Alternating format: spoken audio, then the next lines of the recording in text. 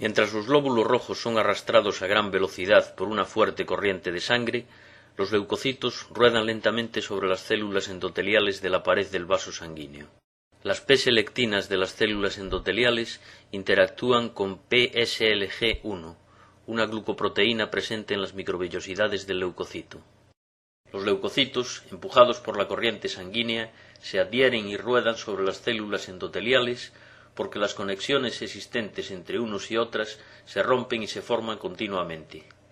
Estas interacciones son posibles debido a que los dominios extracelulares de ambas proteínas emergen de la matriz extracelular que recubre la superficie de ambos tipos de células.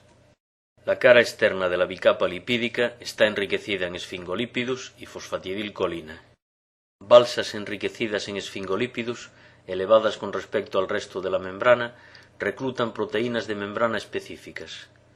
La rigidez de estas balsas es debida al estrecho empaquetamiento de moléculas de colesterol con las cadenas hidrocarbonadas de los esfingolípidos. Fuera de las balsas, las cadenas hidrocarbonadas insaturadas y la baja concentración de colesterol resultan en una mayor fluidez. Allí donde hay una inflamación, las quemoquinas secretadas, unidas al proteoglicano heparán-sulfato de la matriz extracelular endotelial, son presentados a receptores transmembrana 7 de los leucocitos. La unión estimula a los leucocitos y dispara una cascada intracelular de reacciones de señalización. La composición de la cara interna de la bicapa lipídica es diferente a la de la externa.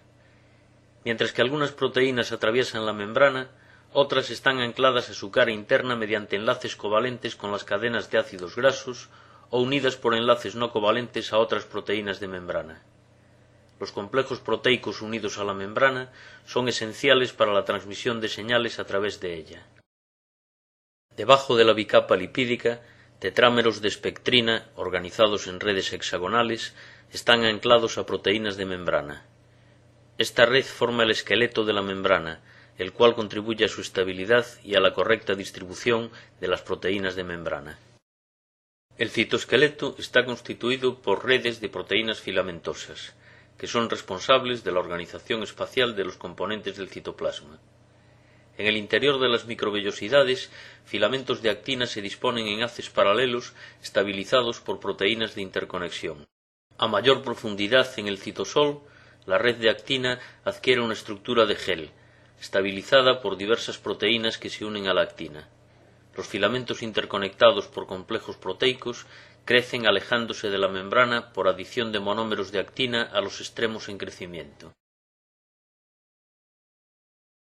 La red de actina es una estructura muy dinámica, con una continua y direccional polimerización y desensamblado. Proteínas de cizalla inducen cortes en los filamentos, originando fragmentos cortos que se despolimerizan rápidamente o dan lugar a nuevos filamentos. El citoesqueleto incluye una red de microtúbulos creados por la asociación lateral de protofilamentos, formados por la polimerización de dímeros de tubulina.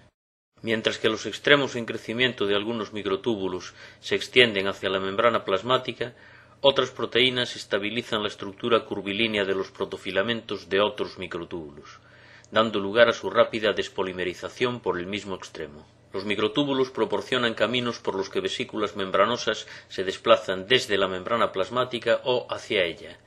El movimiento direccional de estas vesículas de carga es debido a una familia de proteínas motrices, las quinesinas, que enlazan las vesículas y los microtúbulos. Orgánulos membranosos como las mitocondrias están firmemente atrapados por el citoesqueleto.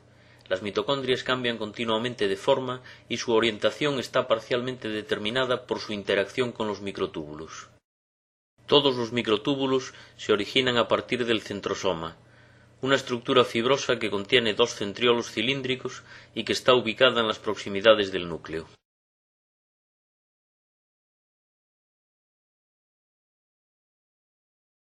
Los poros de la envoltura nuclear permiten el paso de moléculas como el mRNA y proteínas hacia el citosol.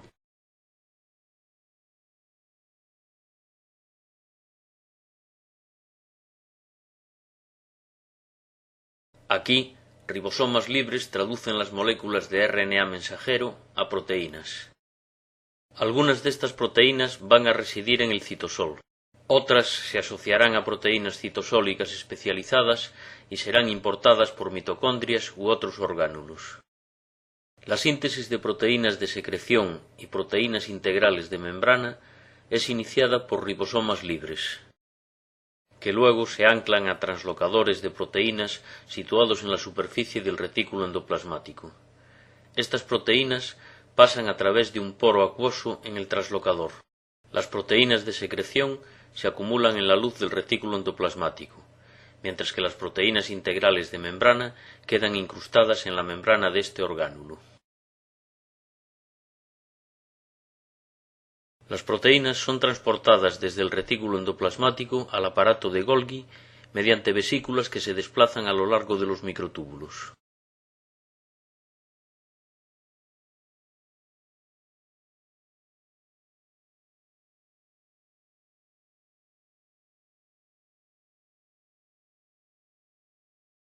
La glicosilación de proteínas iniciada en el retículo endoplasmático es completada en el lumen del aparato de Golgi. Proteínas totalmente glicosiladas son transportadas desde el aparato de Golgi hacia la membrana plasmática. Cuando una vesícula se fusiona con la membrana plasmática, las proteínas contenidas en el lumen de la vesícula son secretadas al exterior celular, mientras que las proteínas incrustadas en la membrana de la vesícula se incorporan a la membrana plasmática y difunden en ella.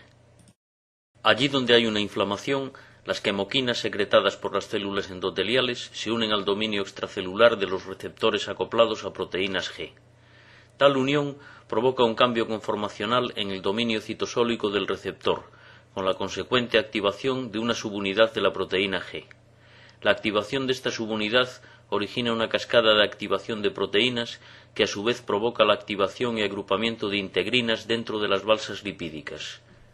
Un dramático cambio conformacional ocurre en el dominio extracelular de las integrinas activadas. Esto ahora permite su interacción con proteínas ICAM que se exponen sobre la superficie de las células endoteliales. Estas fuertes interacciones inmovilizan al leucocito rodante en el lugar de la inflamación. Eventos adicionales de señalización causan una profunda reorganización del citoesqueleto, lo que resulta en el aplastamiento de uno de los bordes del leucocito. El borde frontal del leucocito se inserta entre las células endoteliales y el leucocito migra a través de la pared del vaso hacia el tejido inflamado. Rodamiento, activación, adhesión y migración endotelial son los 4 pasos de un proceso llamado extravasación de leucocitos.